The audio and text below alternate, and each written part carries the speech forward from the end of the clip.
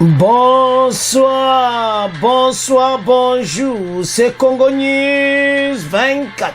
Bande Konanga, comme toujours avant de commencer notre émission, nous disons merci à Dieu. Nous disons merci à nos chers abonnés et téléspectateurs qui nous suivent partout dans le monde et en RDC. Bande Konanga, soyez les bienvenus. L'émission de sur ensemble, la situation politique en RDC.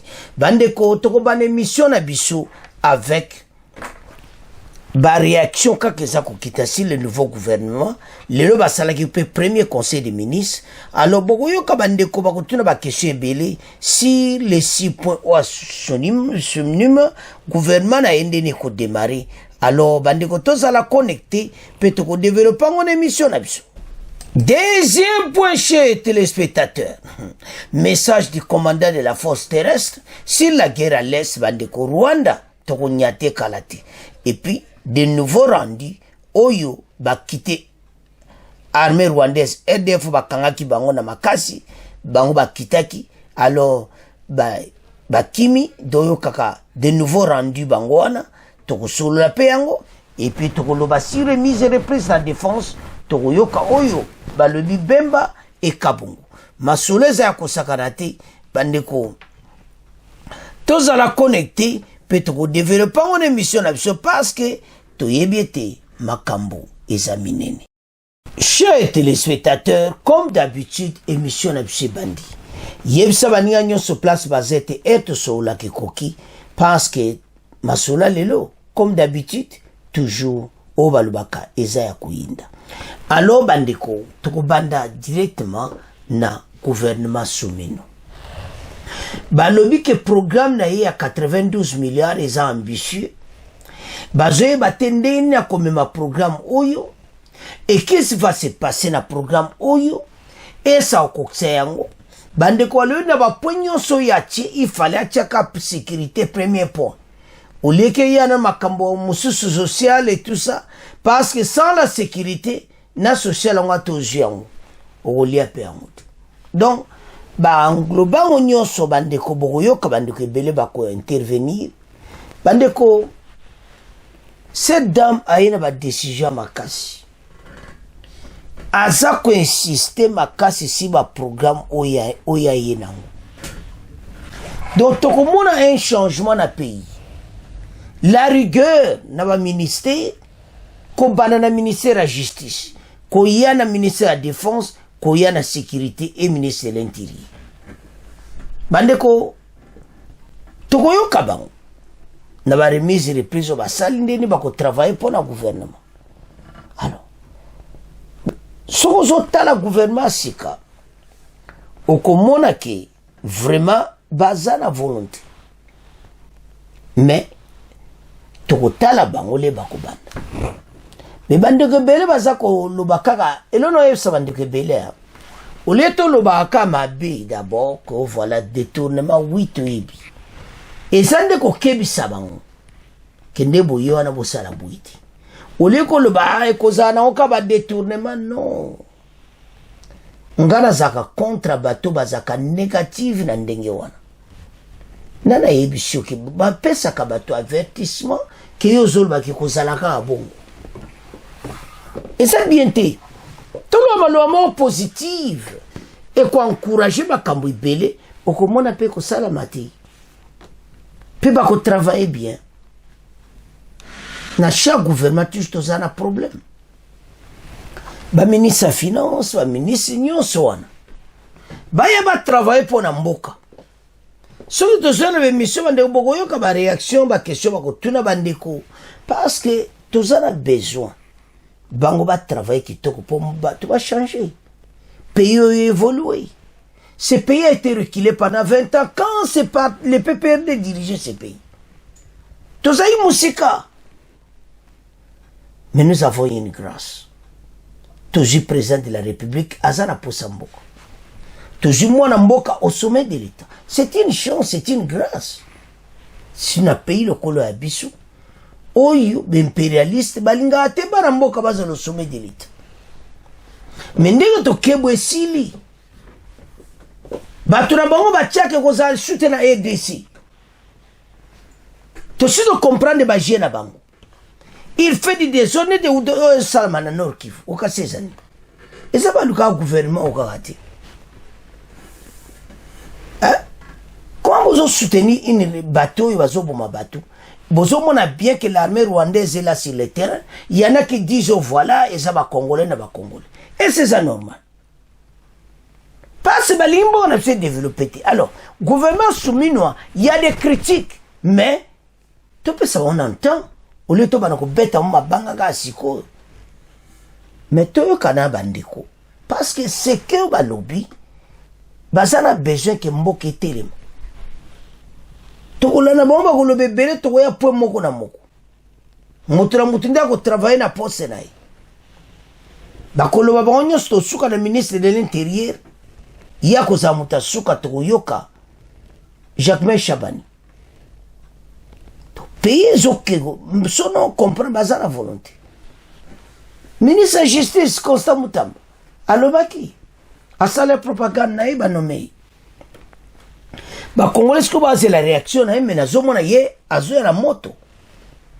Tout le monde ne le côté mais total. Na mona pena côté kuna ba ko kanga bato en cascade. Match za mobulu. Bandeko. Citation to OK nango. Soto total ne makambo ezokende les assommes. Alors tolanda ba réaction totanga oeza koleka si la revue de la presse union se lobami bon auto avance. Les réactions continuent si le nouveau gouvernement suivi après l'investiture bande konangai parce que wana batnyo so baimde makambo eleka ke d'assemblée je dis sur une place au travail. Mais avant d'arriver là, la nouvelle Premier ministre a échangé avec son prédécesseur certains points. C'est sur cette actualité que reviennent les médias congolais exploiter ce jeudi dans cette revue de la presse. La nouvelle chef du gouvernement de la République démocratique du Congo souminois a procédé à la remise et reprise mercredi avec son prédécesseur Jean-Michel Samalukonde. Quelques heures après l'investiture, le gouvernement de l'Assemblée nationale. C'est ce que rapporte l'agence congolaise de presse. Le chef de l'exécutif a promis à poursuivre le travail de son prédécesseur, ajoute l'agence. Au cours de cette cérémonie, il était question pour Jean-Michel Conde de Bref, son successeur, sur les différents dossiers de la République, pendant près de 3 ans comme Premier ministre, ainsi que d'autres dossiers urgents laissés sur la table depuis le début de la gestion des affaires courantes. Par la suite, poursuit le portail, Jean-Michel Samalukonde a convié Judith Suminwa dans l'enceinte de la primature à planter un arbre qui symbolise la vie. Ensuite, c'était le dévoilement buste de la première ministre. Alors, maintenant, les Congolais, bazo tuna maintenant question. Question wanezanini. Gouvernement oyo Souminois bamemeli biso nini eloko ni tozela na gouvernement oyo eza déjà investi. Alors maintenant bamemeli biso eloko nini yango nde tokoyoka oyo bazoloba awa parce que selon bajournaux ebele bazoloba ke akosala grand boulot. Et puis na bango nde tozomona wana tokoyoka Jacques Chabani ye wana za kugosha chef de l'État na Kabumbo pe ye na parti ya suka ya toke na po suka.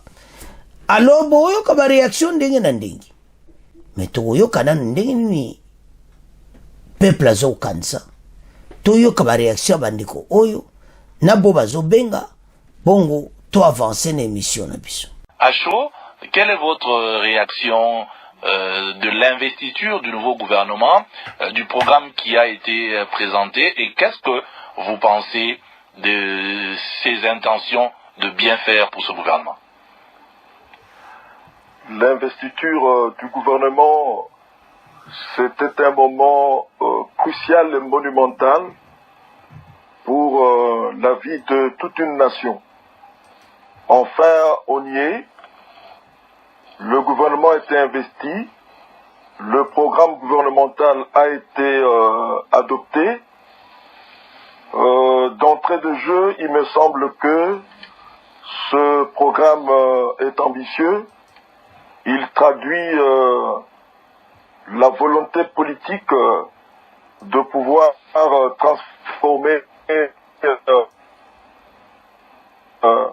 notre pays, améliorer les conditions de vie des populations qui se trouvent présentement dans une situation de précarité et de misère inqualifiable.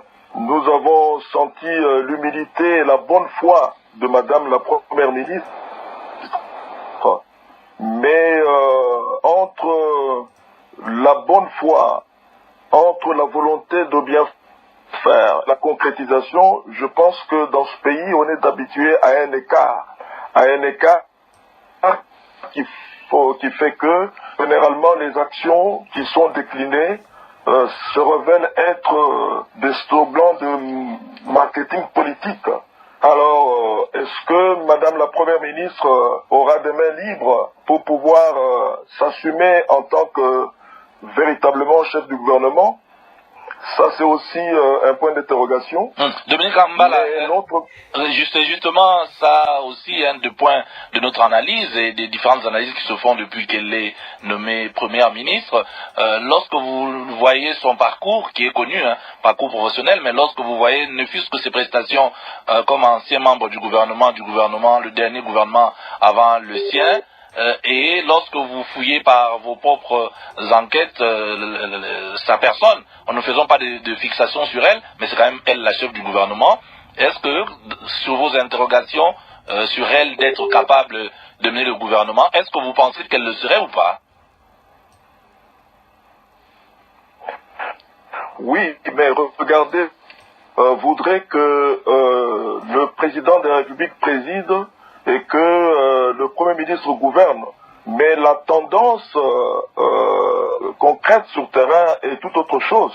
Donc nous voyons une tendance du président de la République à vouloir et à la fois présider et à la fois gouverner. Est-ce que ça va véritablement laisser les mains libres à Madame la Première ministre de pouvoir fonctionner et à pouvoir s'assumer concrètement pour que sa bonne foi soit concrétisée, soit matérialisée?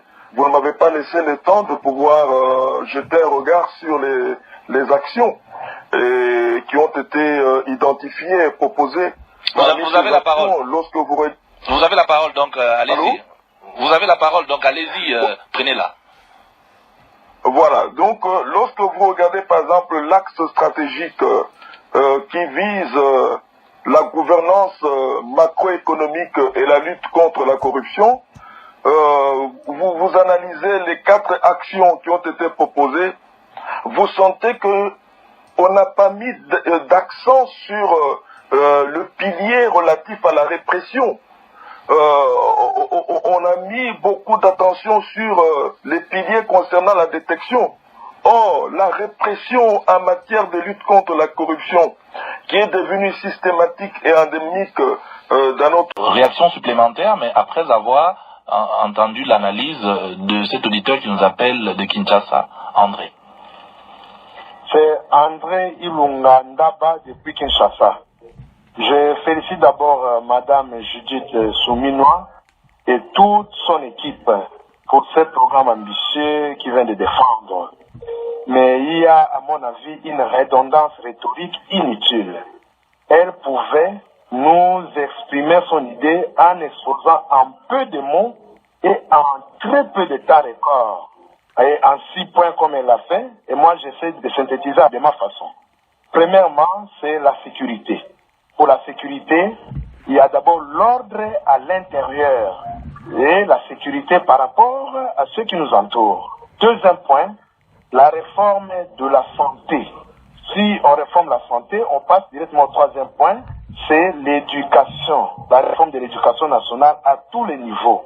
Le quatrième point, c'est le développement. Pour le développement, il faut prioritairement commencer par l'agriculture, ensuite la pêche et les élevages. Les minéraux peuvent venir bien après. Au quatrième point, c'est le développement. Le cinquième point, ce sont les routes. Et enfin, la protection et la gestion de l'environnement. Recevoir ce dernier auditeur pour ce soir. posté bâtiment à Mambasa, province de l'Ituri. À notre avis, le programme du gouvernement présenté hier et voté aujourd'hui à 2h du matin par son Excellence Madame la Première ministre Souminois est un programme ambitieux pour le dernier quinquennat du régime, d'autant plus qu'il reprend associer tous les cas défis auxquels les pays font face, notamment la situation sécuritaire, socio-économique, les infrastructures de base, l'éducation, la santé, les services sociaux et l'innovation de l'administration publique, etc. Certes, les ambitions sont bonnes, mais la concrétisation de ces projets pourrait être utopique au regard du fonctionnement du système politique dans lequel Madame la Première ministre va fonctionner, qui malheureusement est caractérisé par les acquis valeurs, notamment la corruption, le détournement des deniers publics, le clientélisme, le tribalisme, etc.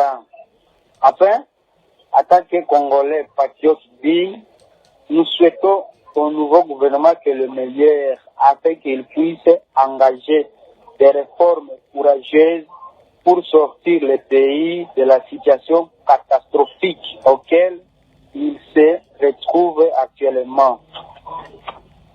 Marion Gavo, votre commentaire?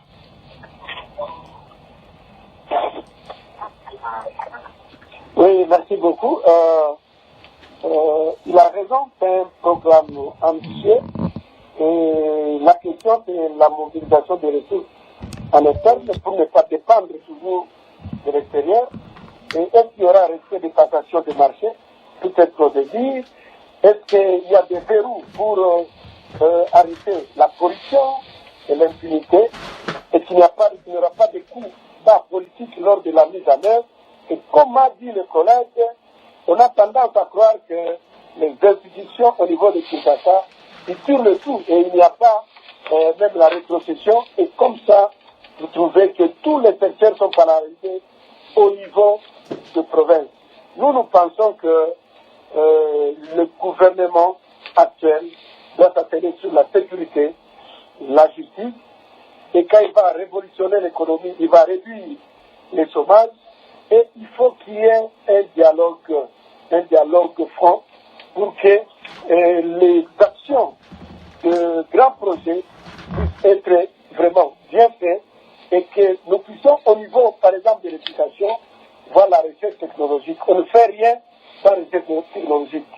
S'il y a la sécurité, il y a les infrastructures, sont des secteurs qui boostent les autres secteurs du développement.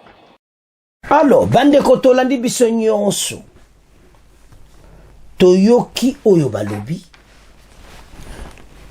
bandeko wa mususu alobi sur liste falatia na numéro 1 sécurité après ya mususu bamususu balobi ke eza programme moko ambitieux toyebi te so ekosalama comment bazozala suite eloko eza important eza ke bapoint nyonso toza na posa nango eza na kati wana eloko tokosala eza nini tokobanda ko moko ke oyo nde nini nani esalami te mpasi alobi dabord akosilisa guerre à l'est eyindi pena bango na Kagame alobi pena ke ye pena ndenge aye il faut guerre wana esila effectivement il y a cela 2 ans mais tozoya wana po asuka boyoka makambo ebele. Alors maintenant gouvernement baye na mopepe na bango balobi ete bakotravaille et puis nde tolandi bandeko bakritike ebandi ya kosakana te o badétournement mais baosouhaite bango quand même ke batravaille malamu tolandi ndeko wana o abengiso na Ituri ke tosouhaite mo batravaille mosala ekene kitoko tozotala ya toyesa bakongole ke boyeme mboka bolinga mboka oyo ekozala kitoko trop ekozala pe malamu ete vraiment ce pays eza koavancer na direction kitoko au lieu que toloba oyo wana toke gauche toke droite. Non, il est temps biso totelema ensemble derrière ce gouvernement masolo kitoko kosalama pe tokosepela nango.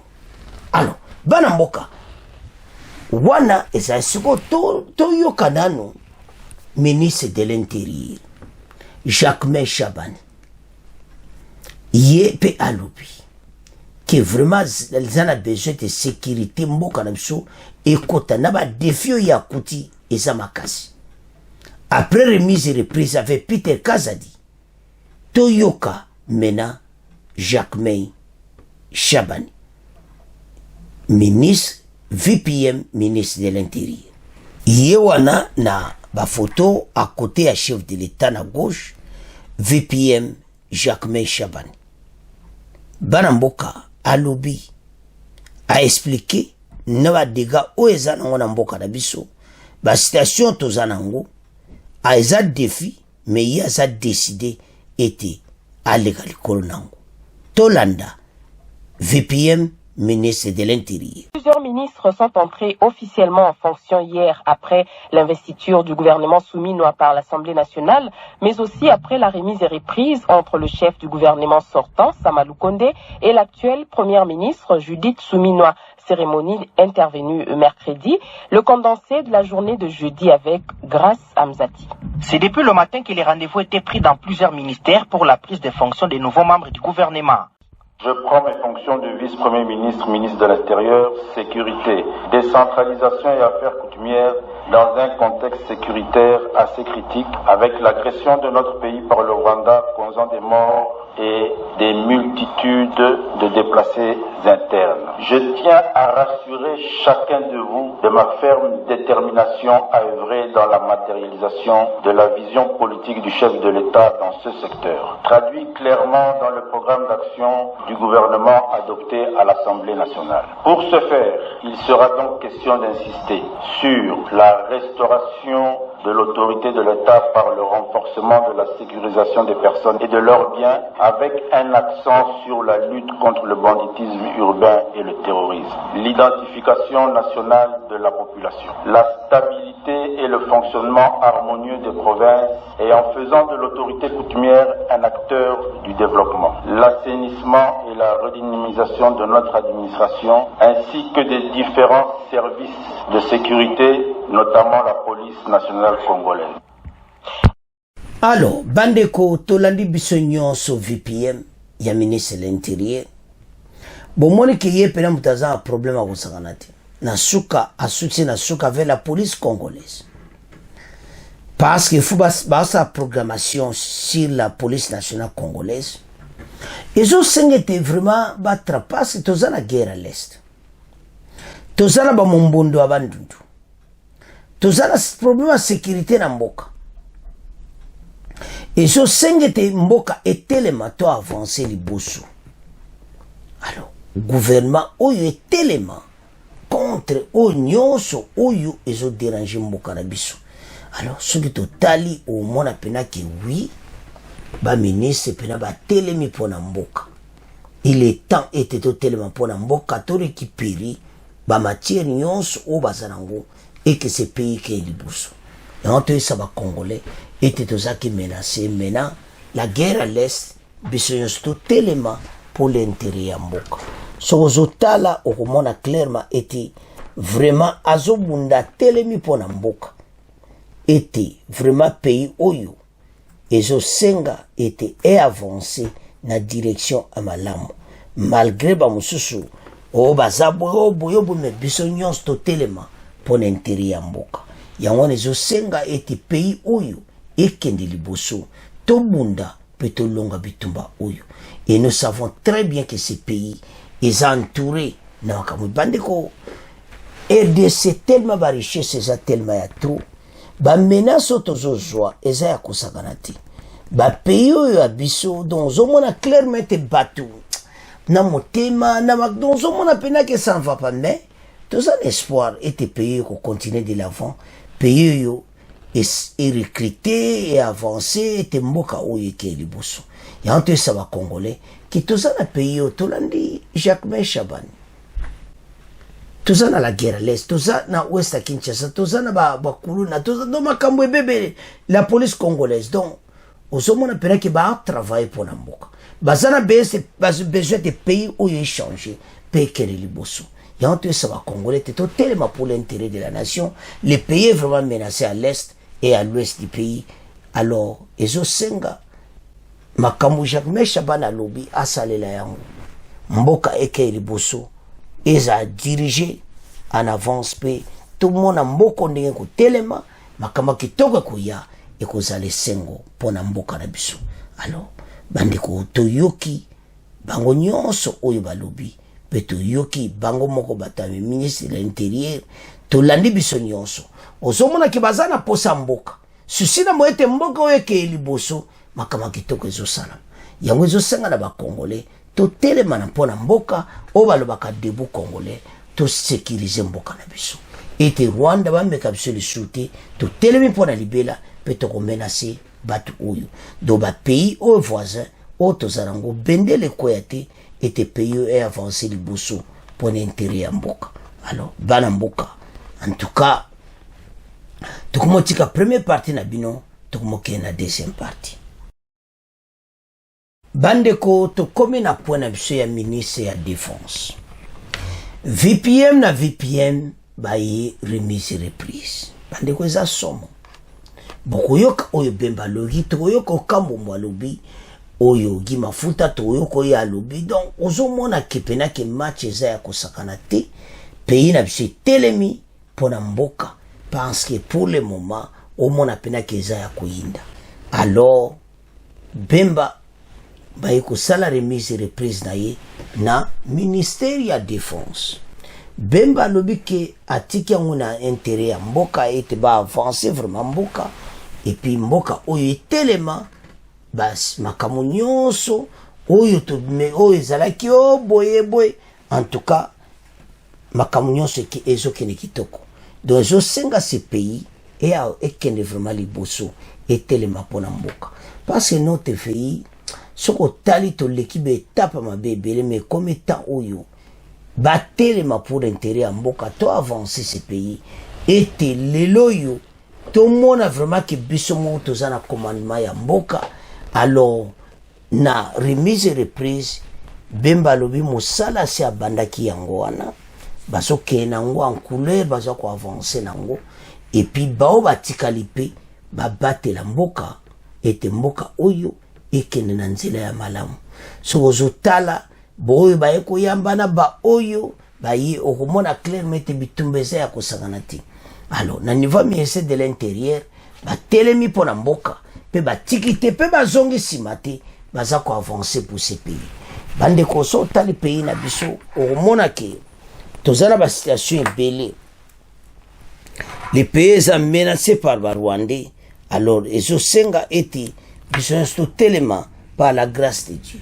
Ya onto ça va Congolais de ces pays et ça ko avancer mais biso nde to telema bendele koyati.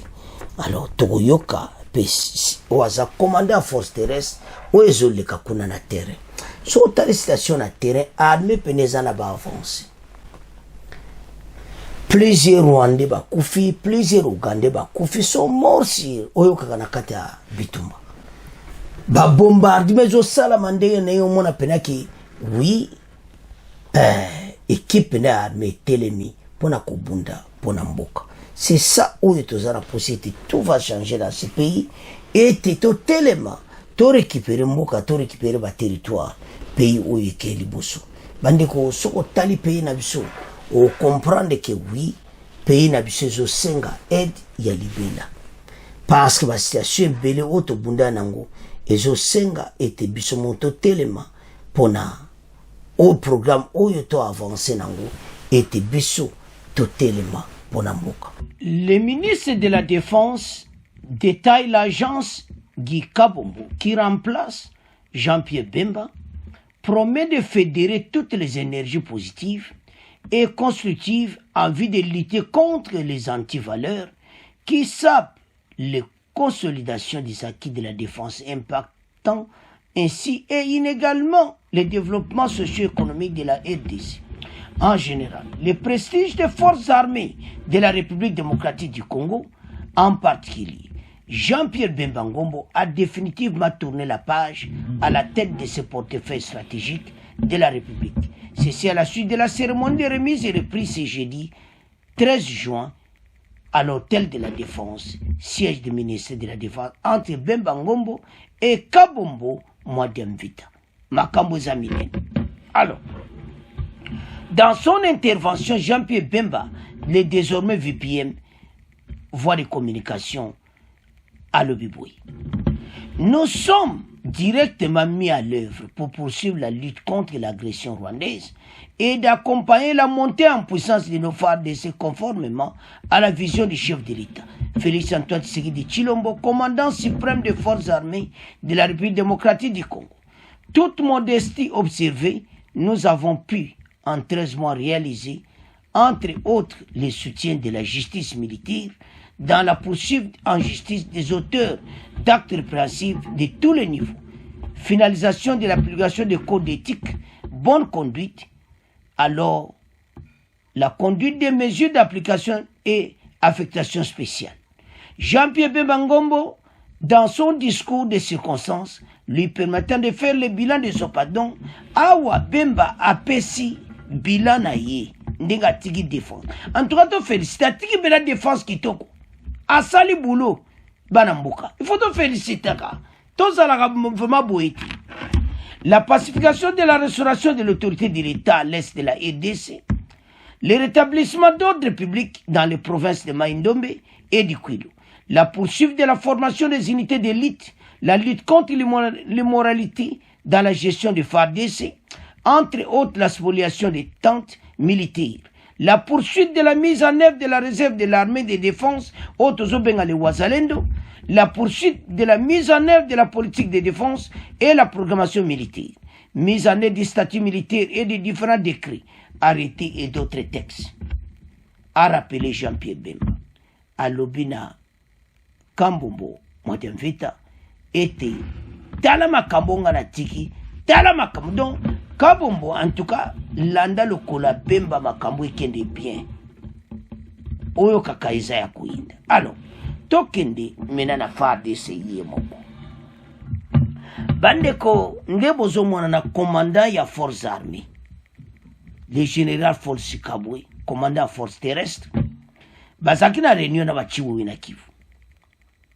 Balwe bazo récupérer tout. Tokoyo ka une partie.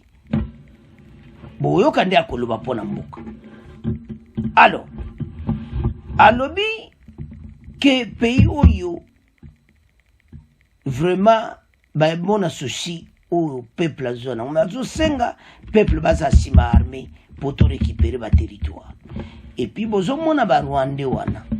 Et je m'excuse ba Congolais wana. C'est je m'excuse ba konde kona biso. Ba kangaki bango. Ba kendeki par donc bakota ki na armée par force. Donc bozomona ba mpena baza ba Congolais bakimi bango nde mutu baza kuede omonde bakimi bayeko teka plan nyonso ndenge makambo ezoleka kuna. Donc biso toyebe ezoleka kuna yango tina tokosilana na bato très bien. Alors Toyoka commandant force terrestre bon to avance. Nous avons une seule nation congolaise. Nous n'avons pas deux républiques, nous n'avons que la République démocratique du Congo. Nous avons le slogan qui émane déjà de la population, qui dit Bendele Ekoyate. Pour que Bendele Ekoyate, il faut que la population soutienne son armée. La population devrait marcher avec son armée.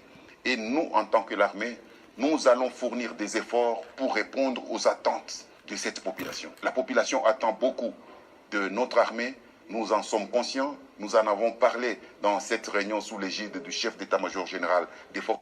Yangozo Senga était pays est avancé liboso. Makambo ebele telema, loi programmation militaire, pays est changé. Tout le monde ba oyoka ba avantage ya kusangana tena kati ya armée. Tout le monde ndenge nini tozo gagner bitumba to récupérer ba territoire. De zo Senga était territoire wana nyonso to récupérer yango. Alors bandeko et ça du plaisir comme on a comment payer telemi et avancer pour la mboka. Alors to comment récupérer o nyonso ba yiba kila mboka na biso et comme étant biso moto telema to récupérer peut-être botola o nyonso moyina bombaki pour la mboka na biso. Bande ko payer ça tellement monene et ça na besoin il y a vraiment ba soda ebele ba recrutement continuer ba avancer payer comme un pays moko ko sakanate et comme donne un niveau mususu ba Congolais ba betela comme beaucoup yango ezosenga biso nyonso tozala la main dans la main ete toavance mpo na mboka oyo nyonso oyo eza oyo nyonso oyo euti koleka biso tozala toujours likolo nango tomona pays oyo ndenge echange makambo ebele toavance. Alors bana mboka en tout cas tokomotika programme na maboko na bino. Bon, continuez qu'on s'abonne massivement. Bon partager. Au revoir. À la prochaine.